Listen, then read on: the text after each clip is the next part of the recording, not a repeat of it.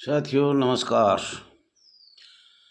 साथियों, समस्त भारतवर्ष के होमगार्ड जवान, नगर सैनिक जवान, महिला जवान, गृहरक्षी जवान, साथियों सबको हाथ जोड़ के नमन करता हूँ। साथियों, कल हमारी बात जितेंद्र ठाकुर हिमाचल से हुआ। बहुत बार हमने कोशिश किया, लेकिन कोई जवान, कोई महिला जवान इसमें संघर्ष करने के लिए तैयार नहीं हुआ। कल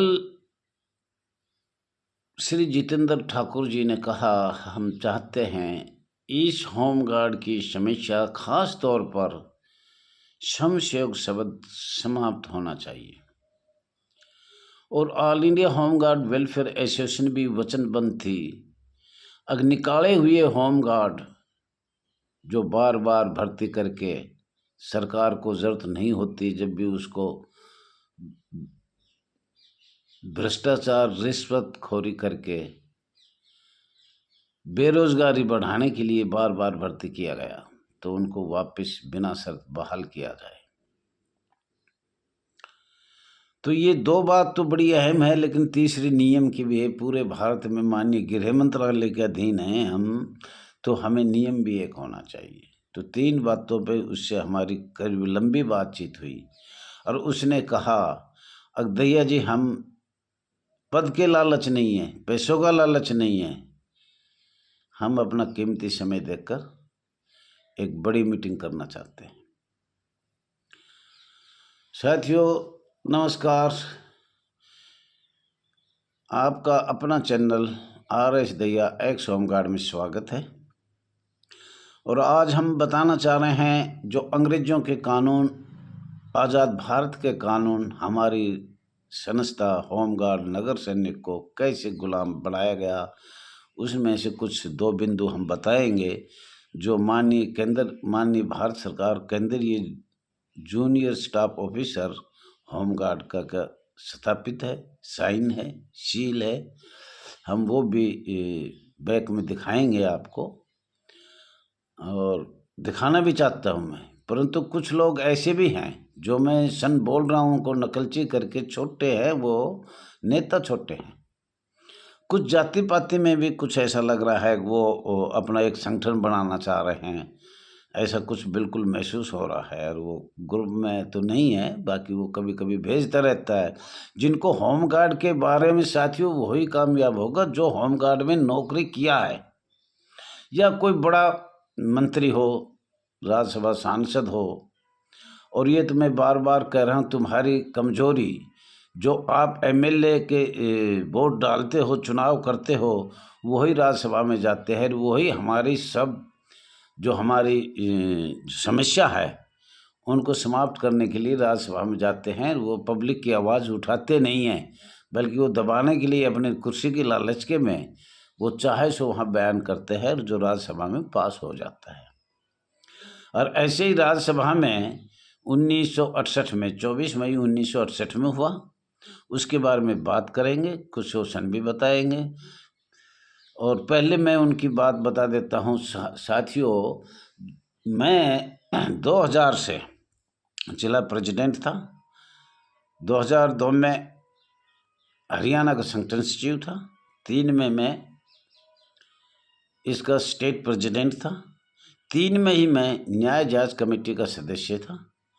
2003 में कुछ 2 महीने के लिए मैं राष्ट्रीय उपाध्यक्ष रहा।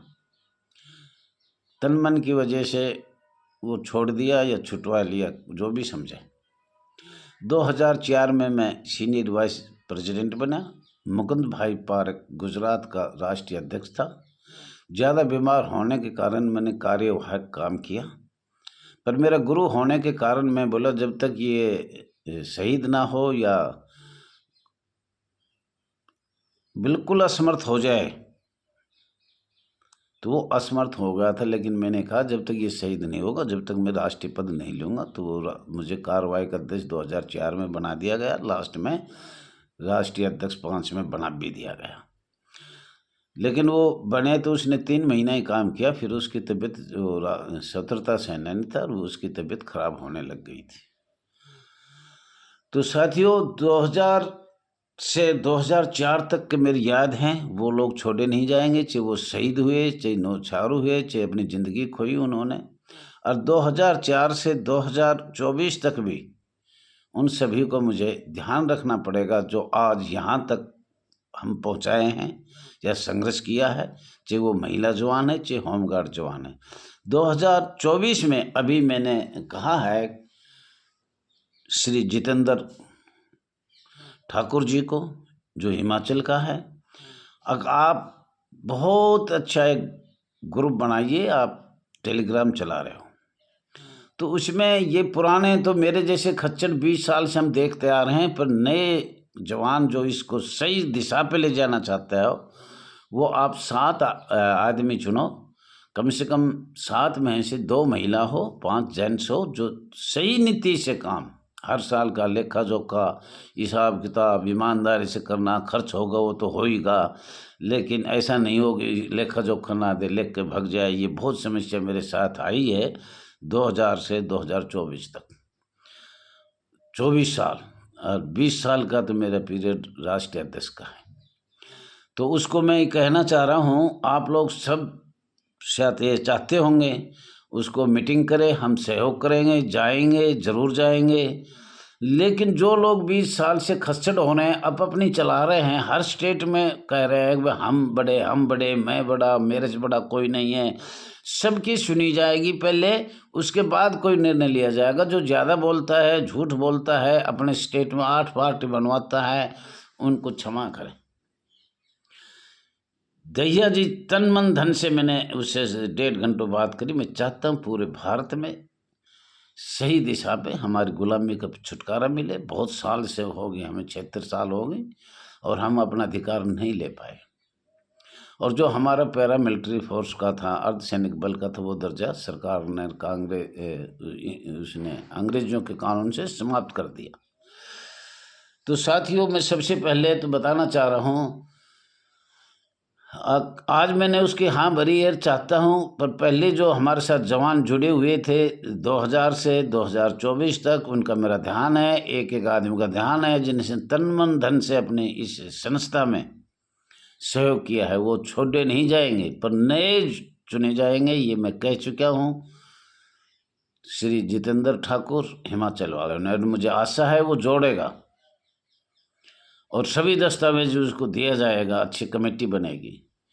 लेकिन वहाँ अनुशासन जरूर रहेगा, एक बड़े उम्र के हिसाब से, वैसे भी हिसाब से, और हम सब कार्य करता हैं। थैंक यू साथियों, बहुत बहुत धन्यवाद है आपका, आपने ये विचार सुना। अब मैं बता रहा हूँ 24 मई 1968 में कुल बिंदु 20 है, पहले के सब हम बता चुके हैं। इसमें एविडेंस 1872, 1872 एक, 1861, 1860 भारत के लोगों को सजा देने के लिए 1872 बनाया गया था, एवं 1908, 1881, 1882, 1884, 1936, 1939, 1954, 1971। लेकिन ये बहुत लंबी एक लिस्ट है जो आपको समशयोग बना रही है, तो इसमें सबको तो अभी मैं नहीं बता पाऊँगा। और आप रिपब्लिक इंडिया, मतलब जन जन पे ये कानून लगे हैं, आपकी संस्था तो समाप्त है, ये मैं दावा करता हूँ, लिखित में देता हूँ, आपकी कोई संस्था नहीं है। तो इसमें बिंदु 24 मई 1968 में आपको बताया था, 3 बिंदु में पढ़ के सुना रहा हूँ। बिंदु नंबर 14, बिंदु नंबर 19, बिंदु नंबर 20। और मुझे आशा है कि आप ध्यानपूर्वक सुनोगे और सुनने के बाद आप इन पर निर्णय भी लोगे, अगर हम किस तरह से क्या करना चाहिए। तो साथियों, आदेश अनुसार बचत ये भारत सरकार का है, और जो भी किया है वो भारत सरकार ने किया है। थोड़ा ध्यान से सुनना। इस अधिनियम है ये, इस अधिनियम के अंतर्गत दिए गए आदेश किसी भी न्यायालय में चुनौती नहीं दी जा सकेगी। ये बिंदु नंबर 14 में है।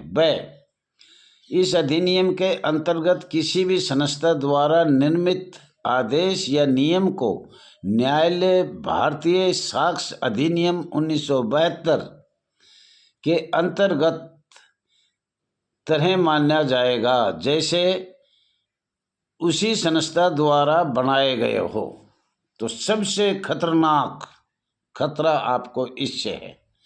नियम 14। अब आपका नियम आएगा 19।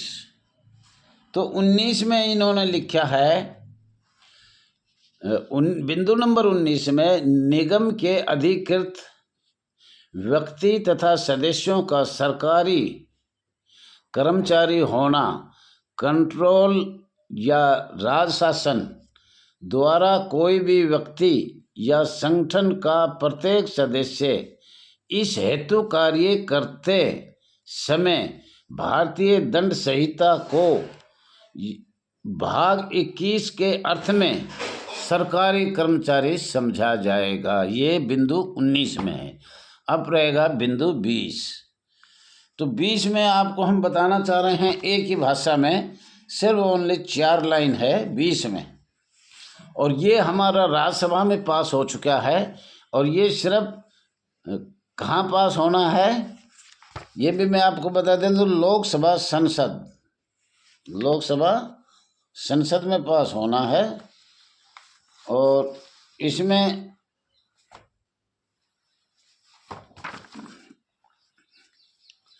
थोड़ा टाइम लगेगा, मेरा भी समय होगा, पर थोड़ा सा ध्यान से सुन लेना, फिर भी बता देंगे। संसद में रखे जाने वाले नियम और उपनियम केंद्रीय सरकार द्वारा इस अधिनियम के तहत निर्मित प्रत्येक नियम और उपनियम